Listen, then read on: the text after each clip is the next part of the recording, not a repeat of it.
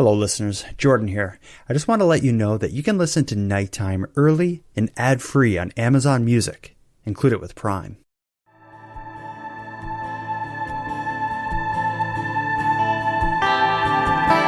You are tuned to the Nighttime Podcast, focused on the fringe of Canada.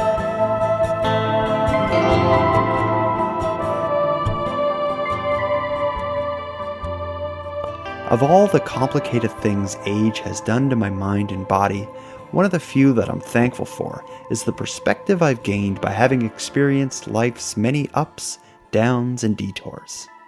The older and hopefully wiser I've become, the greater I've been able to respect that each of us are largely formed as a result of our own unique histories and personal challenges. With that in mind, when I encounter someone either online or just out in the wild, I try to avoid casting judgment on behaviors, decisions, or life choices they may have made that I don't necessarily agree with. But as hard as I try, I know I could never truly understand the factors in their lives that have led them to this moment of my interaction with them. The story we'll hear tonight will hopefully reinforce this idea. If you were to walk down the seedier parts of Hollis Street in Halifax during the mid-'80s, you may have encountered a lost-looking young girl with faraway eyes selling sex both to please her pimp and to make ends meet. At first thought, you may be puzzled as to why a teenager would choose this lifestyle and blame that faraway look in her eyes on drug abuse. But when you hear her story, you may have an easier time empathizing with her. Annette didn't choose this life, and that lost look in her eyes, substance abuse may have played a role in it, but really, Annette had just given up on life after two of her closest friends and fellow sex workers were murdered in the months prior. In tonight's episode, we'll be joined by Frank magazine crime writer Bev Keddy, who will tell us the story of the three tragic Musketeers of Hollis Street.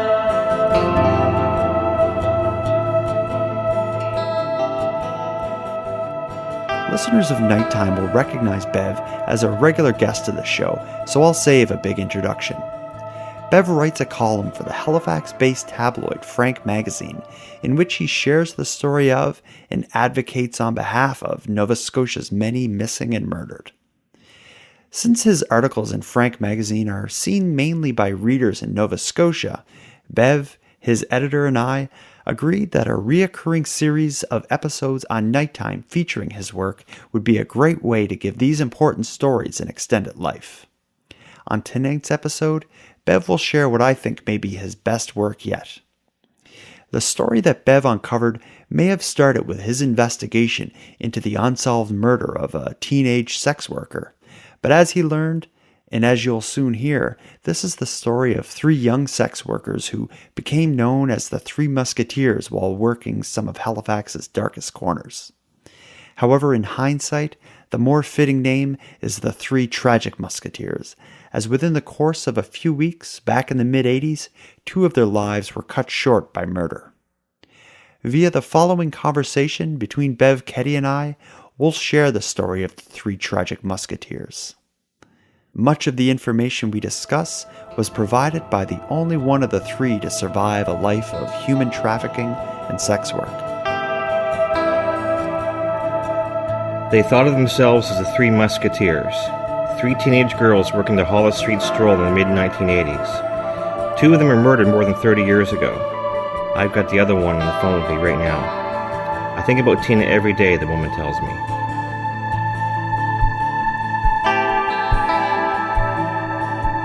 So, Bev, this story's set in a different Halifax than the one we know today. So nowadays, prostitution largely found a marketplace online, but the men and women involved had little choice but to walk the streets back in the 80s. So just set the scene for the area where a lot of this story is set, which is Hollis and Barrington Street in the 80s.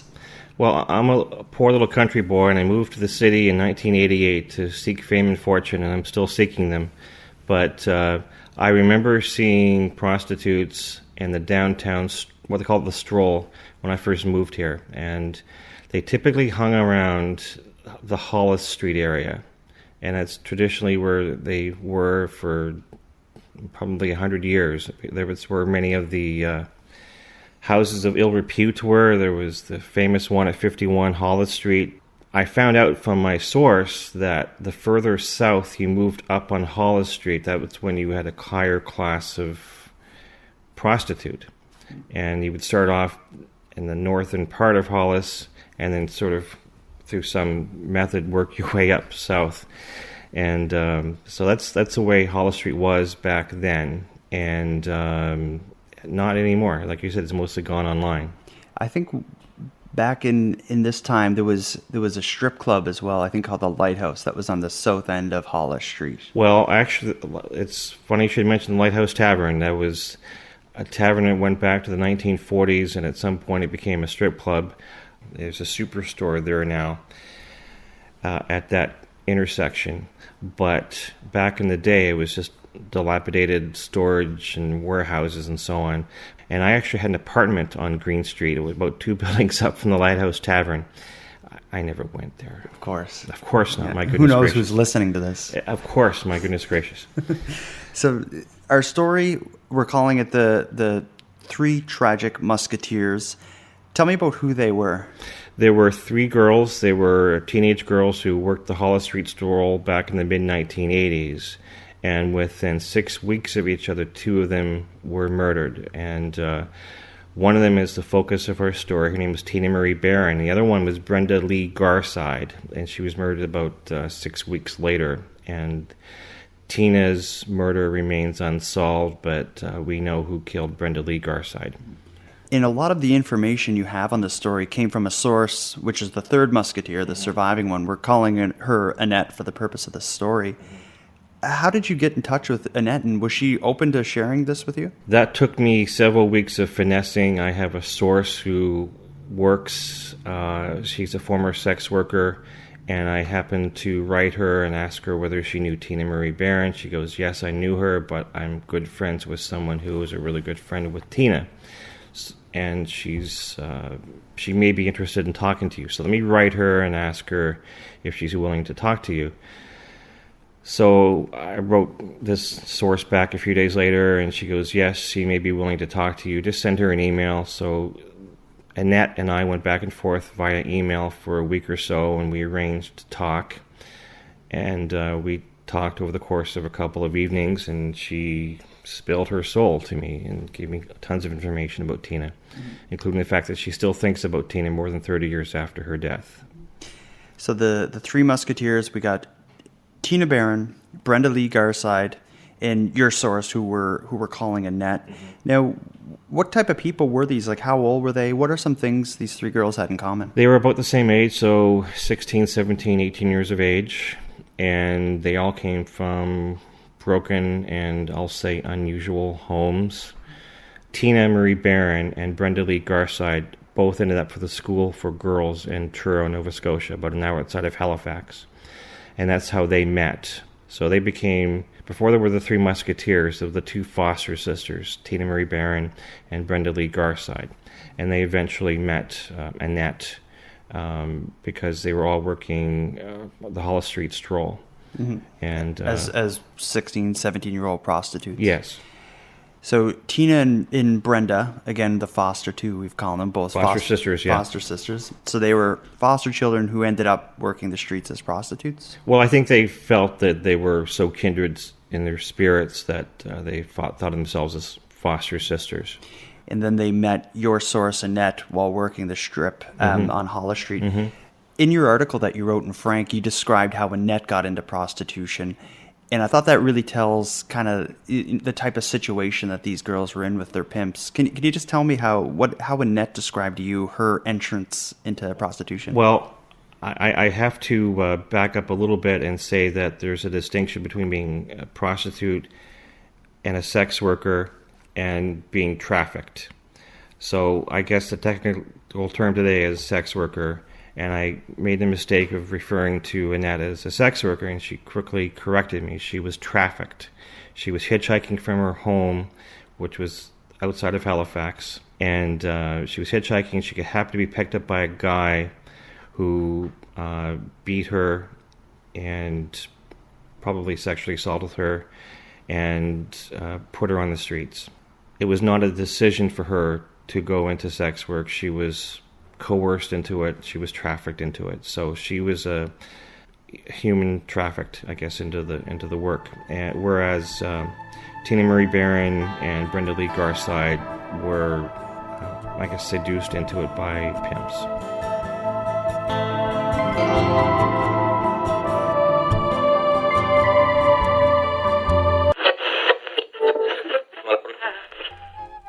Take it from me, listeners. Hiring used to be hard. There were multiple job sites, near endless stacks of resumes, and a confusing review process. Fortunately, the dark ages of hiring are behind us. Today, in an age of magic and wonder, hiring can be easy. No longer will you need to accompany a mystic on a quest to interpret some ancient scribblings deep within Earth's darkest caverns. In fact, you only need to go to one place to get this done: ZipRecruiter.com/night. Here's how it works. ZipRecruiter sends your job to over 100 of the web's leading job boards. Then, using their powerful matching technology, ZipRecruiter scans through thousands of resumes to find people with the right experience, and it invites them to apply for your job. But they don't stop there. As applications come in, ZipRecruiter analyzes each one and spotlights the top candidates so you never miss a great match. ZipRecruiter's techniques are so effective that 80% of employers who post on ZipRecruiter get a quality candidate through the site within the first day. With results like that, it's no wonder that ZipRecruiter is the highest rated hiring site in America. And right now, nighttime listeners can try ZipRecruiter for free at this exclusive web address: ZipRecruiter.com/night. That's ZipRecruiter.com/NIGHT. ZipRecruiter.com/night. ZipRecruiter, the smartest way to hire.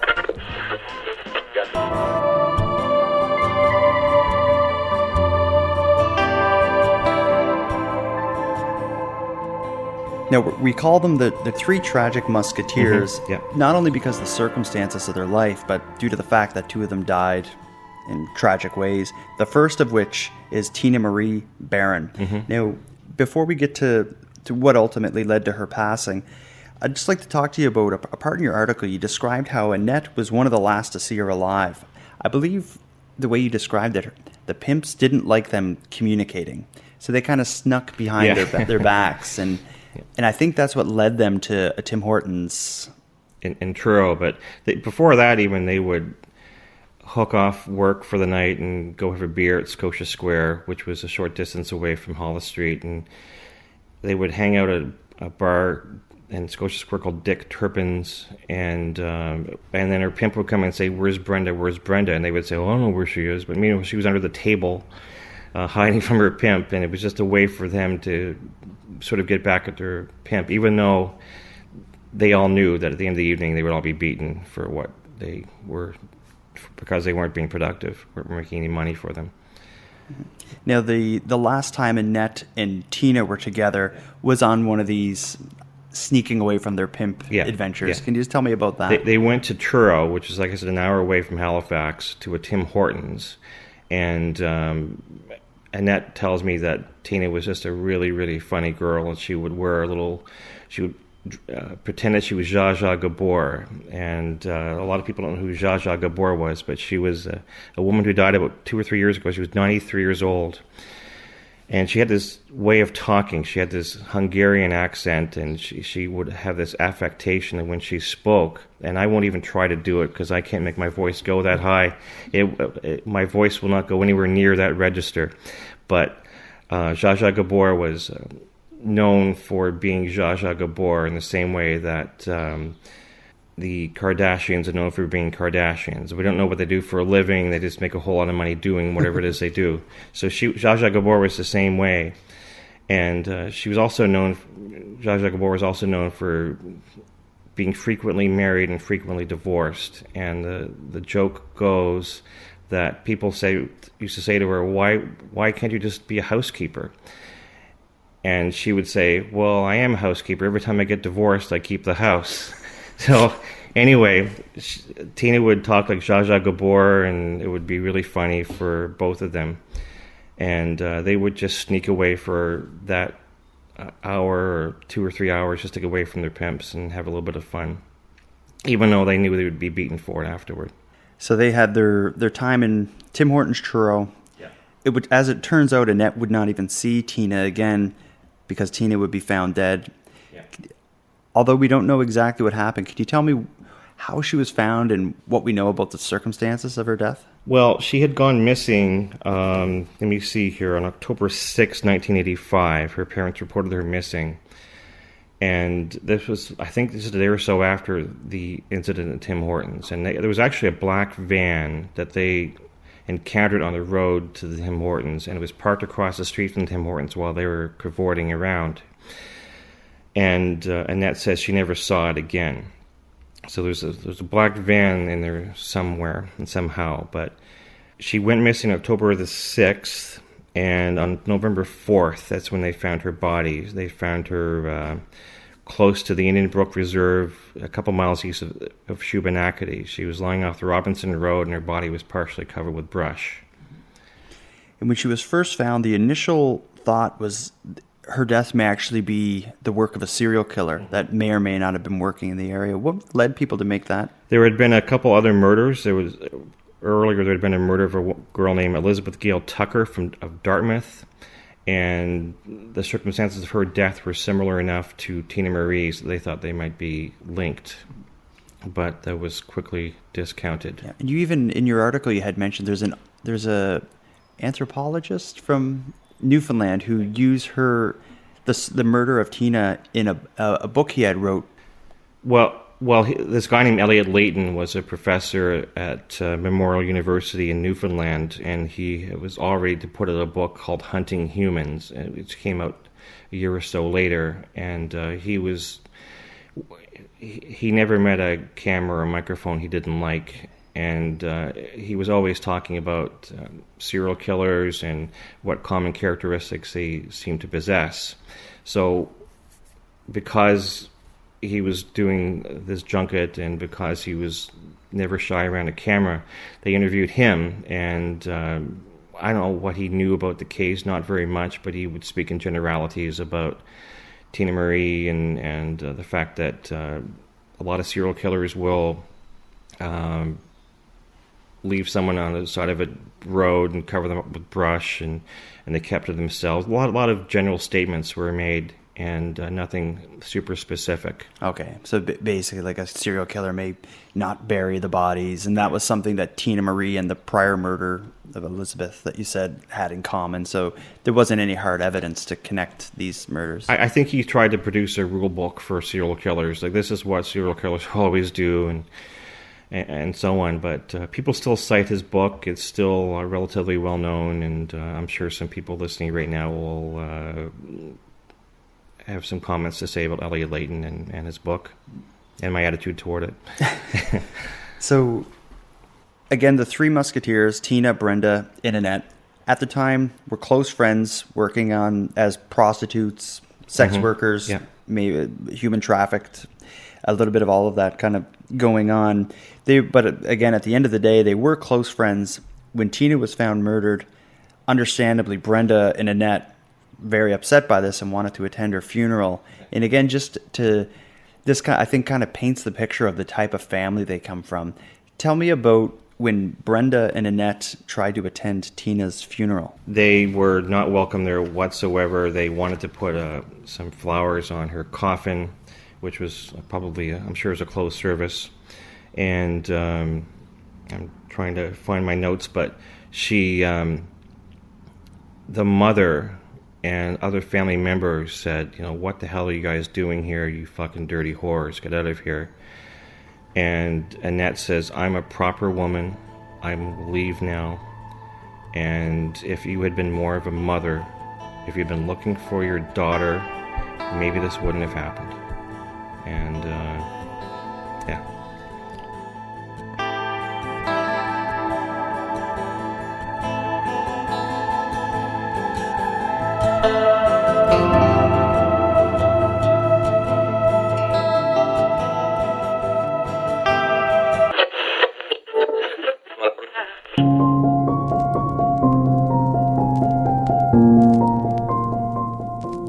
Walk Among Us is an award-winning true crime podcast. From the sinister and surreal to the brutal and bizarre, join us to hear more on the UK's most notorious and obscure crimes. Featuring well-known cases like the life and crimes of the UK's most violent inmate Charles Bronson, to the sad tale of the Gibbons twins whose string of petty crimes would lead them to be trapped in Broadmoor for 11 years before their eventual release ended in tragedy. We also cover lesser-known cases like the woman who murdered a husband with an ornamental frog and kept him mummified in her shed for 18 years, or the teenager that used his elaborate online fantasy life to plot his own murder. Listen and subscribe to They Walk Among Us through Acast, Apple Podcasts, or your favourite podcast provider.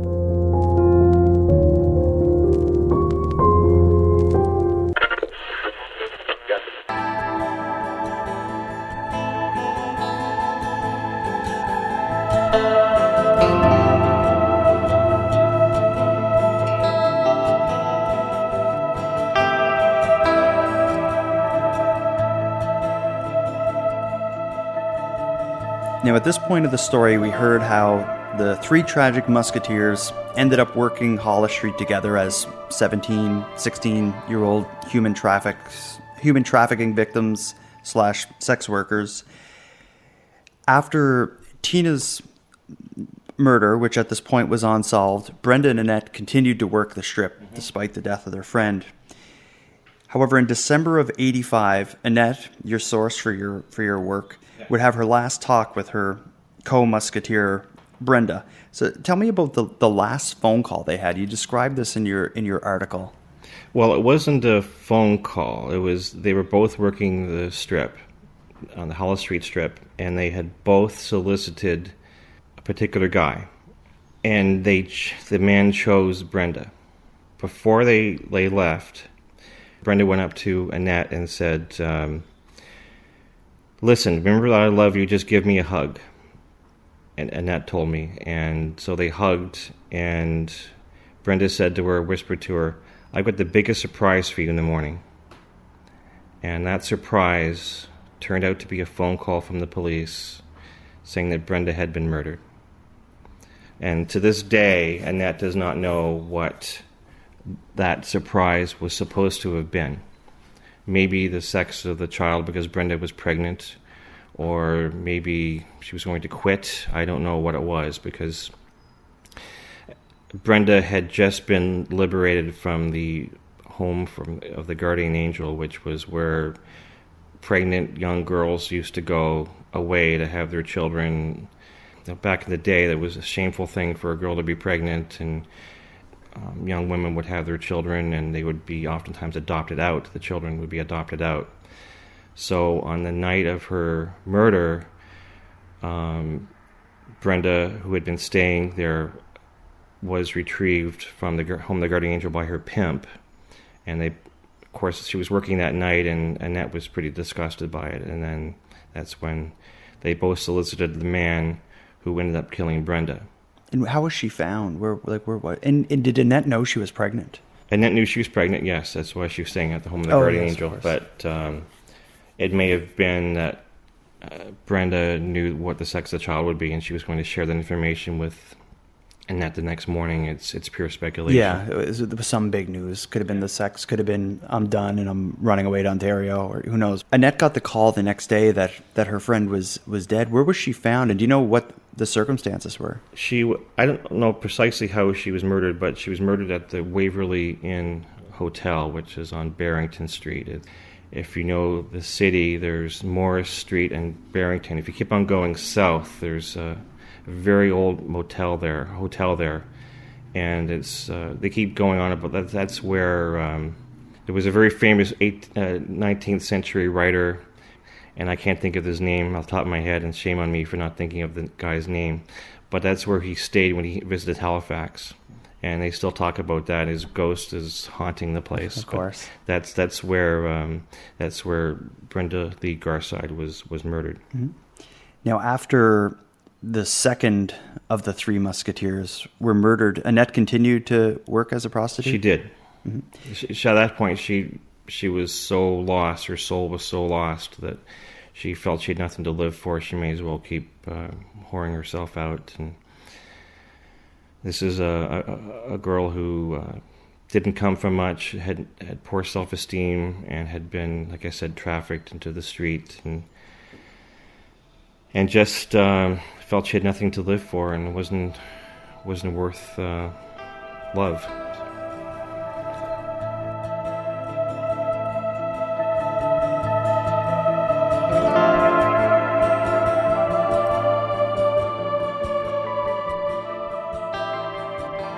Now, the story basically ended at that point, which is Annette, her two friends have been murdered as a result of likely the prostitution or the sex work that they were involved in. Annette continued to work as a 17-year-old, again now without her two friends. She was a source present day with your story. So what became of her life, and how did she talk about her history as a human trafficking victim sex worker? Well, I talk to Annette on the phone every week or so. She wants to do a book about her life, and she wants me to write it, which is a task I find so daunting that it scares the hell out of me even to think about doing something like that. But she lives outside of the province. She's on disability for a particular disease. She has a daughter who is not in the business whatsoever. I've spoken to the daughter, and she's just trying to pick up the pieces of her life, I guess is the way to put it. But she had a rough time of it in the years after Tina Marie Barron and Brenda Lee Garside were murdered. And she told me some stories. I mean, her pimp, to this day, she will not name her pimp. I've tried many times to trick her into telling me how to tell me the guy's name, but she won't do it because she hates him. But she knows that he has children and family members who are innocent, and they have nothing to do with his former lifestyle. So rather than drag them through the mud, she's not going to identify him. But she told me about one time when she was so fearful of him, and to underscore that fear, she was beaten by her pimp on Mother's Day. Her pimp split her forehead open and broke her elbow and threw her on her mother's doorstep. And if she said that if you say anything, I will kill you, or I will go after members of your family. But the story that really resonated with me was the one I shared in my article, was after she had her daughter. She was living outside of Halifax in what she said was a pretty nice area. She took her daughter out trick-or-treating one year, and when a guy opened the door, it was one of her tricks. And they both recognized each other. The man gave her daughter some candy. Kids came to the door. The guy's kids came to the door. The man's wife came to the door.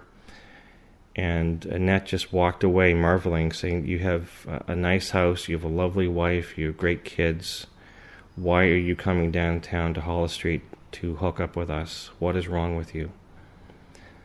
And it's that resonated with her, and it's something that I still think about. I said, what kind of man does that? And the story I keep hearing is that these guys go downtown to get prostitutes because they can't bring themselves to ask their wives or girlfriends to do the things that they want these women to do. And Annette would say, well, why would you get married? Why would you hook up with these girlfriends? Why come to us? What kind of man are you? Now, when you spoke to your source, Annette, she had some thoughts on Tina's death. So we'll back up a bit. Tina was the first of the three tragic musketeers to be murdered. She was found on a roadside, partially clothed. Although her murder has never been solved, again, there was some speculation that it could have been a result of a serial killer, but Annette had a different theory and a different idea of what led to Tina's death. Can you tell me about that? Well, I mentioned earlier this black van, and there were actually two Tinas. There was another Tina who was whose pimp was related. There's so many pimps and so many girls, but there were two girls named Tina Marie Barron, and this other Tina. And this other Tina's pimp had run afoul of one of the biker gangs. So they, as retaliation, as revenge or whatever, they're going to kill this other Tina. So but they grabbed Tina Marie Barron in error. So they were all ready to kill Tina Marie Barron when one of the other biker gang members walked in and said, "You got the wrong girl." So they made Tina Marie Barron promise not to say anything, and we'll let you go. So Tina Marie Barron escapes from what could have been her murder, and instead of keeping her mouth shut, she told everyone who would listen, and Annette thinks that is what killed her. I don't know, and it's an interesting story. I don't know if that's what actually happened, but that is as close to a working theory as I have heard about the murder of Tina Marie Barron. The outcome of her friend Brenda's murder was completely different. That, I guess, it turned out, in fact, to be the result of a serial killer. Yeah, this guy, and I'm trying to look up his name here, and I'm sure you have it in front of you more than I have it in front of me. But, here it is, Gregory George Ashford. He had killed a young woman in Ontario, and to escape what happened, he came to Nova Scotia very suddenly. I believe he actually knew Tina Marie Barron as well. They were friends in some capacity. So he was staying at the Waverly Inn on Barrington Street, and he would walk among these prostitutes at night, and it turned out that Annette and Brenda Lee Garside were both soliciting him, and for whatever reason, Ashford selected Brenda and took her back to the Waverly Inn and killed her.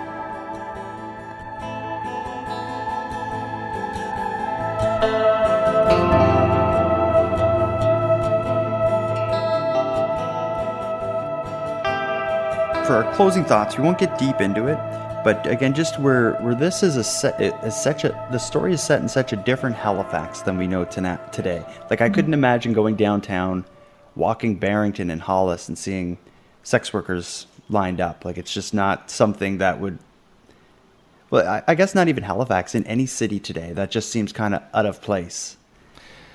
In recent years, I suppose it is, but it wasn't very many years ago. I would work downtown, and I would see some prostitutes there during the day. I would walk down Hollis Street because my job, my office building was on Hollis Street, and I would see them during the day. A couple of really brazen young women working the streets during the day. Like young as, like, because the girls in this story, they're like 17. Yeah, I don't. In my article, I came up with a picture of Tina Marie Barron, and you and I both mentioned she doesn't look like she's 17. Those girls grow up fast, and they are abused so badly that I don't know if I think their youth is literally beaten out of them. So it's really hard to judge the age of these young women, but I suppose they might have been in their teens or early 20s. But I used to work for a company where the head office or our branch was on Hollis Street, and we'd work late, and I'd be walking back to my apartment, and there would be a lot of these young women working through Hollis Street. And it was, like you said, it was a different time. It's mostly gone online these days. But and that's kind of the interesting point about it, is it's not like that world of sex work, human trafficking. It still exists. It's just it's not out in the public. It's more covert and less overt. But I wonder if that's any safer for the people involved. It's hard to say. I don't hear about young women being murdered nearly as much as I used to. It used to happen quite frequently, and I've written about several women who worked the streets who ended up being murdered. Jean Myra and Carla Strickland. And Carla Strickland was not a prostitute, but she was a young woman who ran afoul of a serial killer, and there were a bunch of other ones who have worked the streets or who didn't work the streets who ended up being murdered. But I don't hear about that nearly as much as I used to.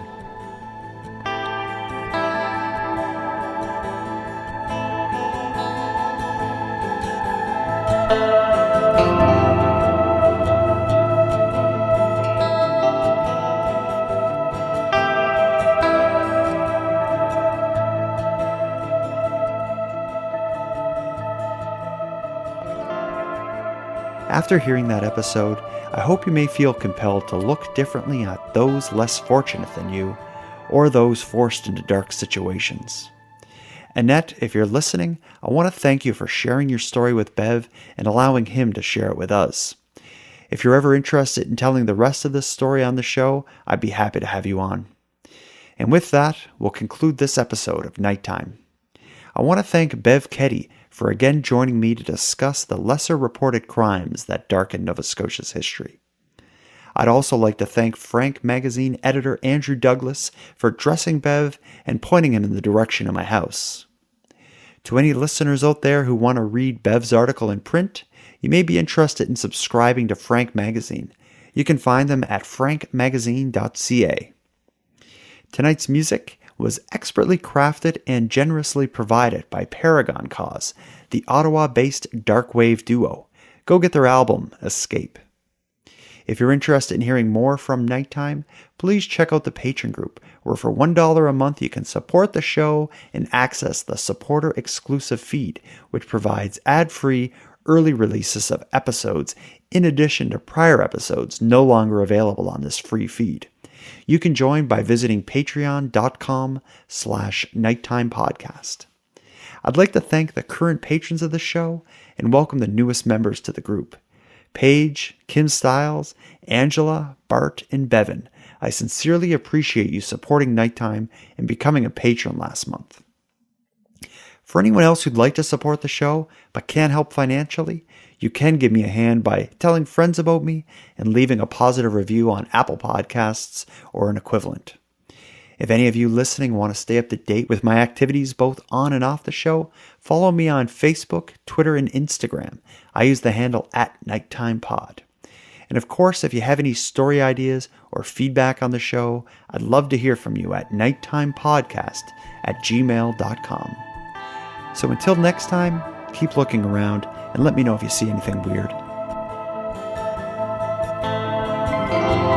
The Nighttime Podcast is written, hosted, and produced by Jordan Bonaparte. Copyright Jordan Bonaparte.